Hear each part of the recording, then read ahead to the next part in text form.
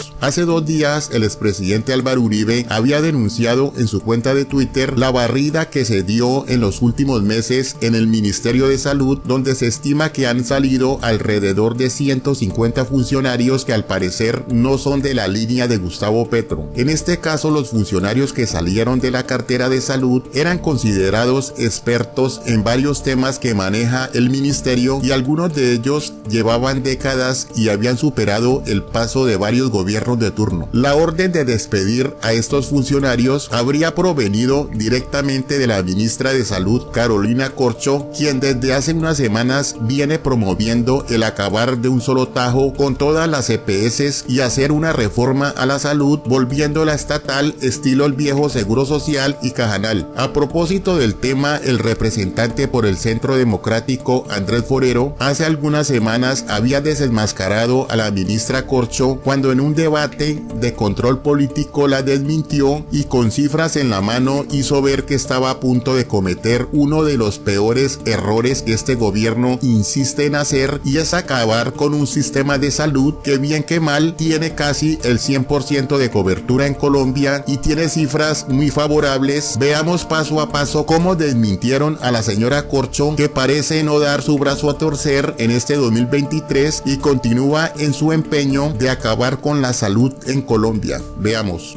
Aquí tenemos un video suyo donde este es uno de sus argumentos reiterativos para tratar de desacreditar nuestro sistema. Usted dice que las EPS le adeudan al sistema 20 billones de pesos. Realmente es un poco más, como vamos a ver, pero yo les pido que pongan aquí este audio de la ministra. Ese recurso que es público no necesariamente, si entra la EPS, quiere decir que vaya a financiar la salud.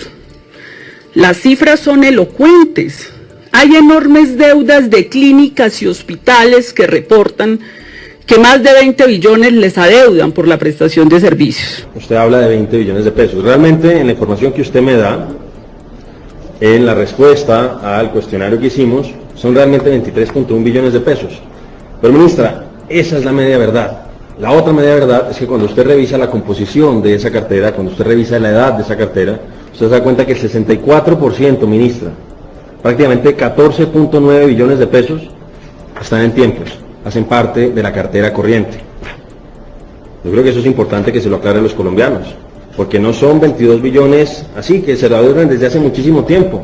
No, el 14.9 billones, ministra, 64% hace parte de la cartera corriente. Esto, de hecho, también lo decía un informe que sacó la Superintendencia de Salud a finales del año pasado. Es una cifra muy similar, pero además, y esto lo decía SEMI, la Comisión Séptima de Senado, ministra, más o menos el 80% de la deuda más de 60 días está en este momento concentrada en aquellas EPS que han sido liquidadas o están bajo medida de vigilancia.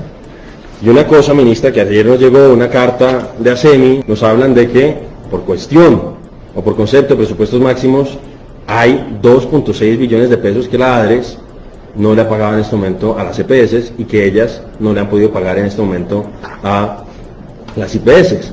Entonces, tenemos, ministra, 23.1 billones de pesos. Usted eso le resta los 15 billones de pesos más o menos que están en tiempos, están en términos, es cartera corriente, le quedan 8 billones de pesos y de esos 8 billones tenemos que 2.6 son responsabilidad del ministerio.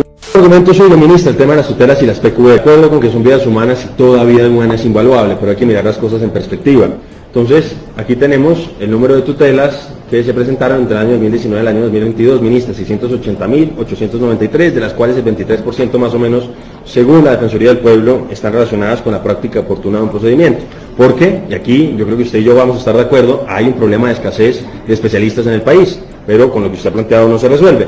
Pero, ministra, entonces 680.000, usted hace rato no volvió a hablar del tema de las tutelas, ha hablado ahora del tema de las PQRS que llegan a superintendencia, pero miremos cuáles son las atenciones, ministras, que se están prestando al año en Colombia, porque estas son cifras que usted me dio a mí. El último año, el año 2021, 449 millones de atenciones, ministra. Y de hecho, cuando uno hace un ejercicio de tutelas y PQRS del 2019, es decir, el año prepandémico, ministra, uno se da cuenta que las tutelas fueron 207.000, las PQRS fueron 752.987, para un total de 960.000, pero las atenciones, según la cifra que usted me da, ministra, son de 462 millones. 462 millones. Entonces, claro, obviamente hay que tratar de reducir el tema de tutelas, las PQRS al mínimo, que ojalá desaparecieran. Pero hay que mirar las cosas en perspectiva, ministra. Eso no hace parte, ni siquiera, mejor dicho, usted no representa ni siquiera el 1% de total de atenciones al año. Entonces, usted prácticamente dice que eliminando las EPS, como por arte de magia, se van a resolver todos los problemas en Colombia. Y cuando uno revisa, por ejemplo, dos regímenes especiales como el militar y de policía y el de magisterio, uno se da cuenta que la incidencia en términos proporcionales de las PQRS son mayores. Y no estoy diciendo yo, esta persona, él lo ha reconocido públicamente, no estoy diciendo nada extraño. Él dijo que votó por Gustavo Petro, ministra, y está preocupado por algunas de las propuestas que usted está haciendo.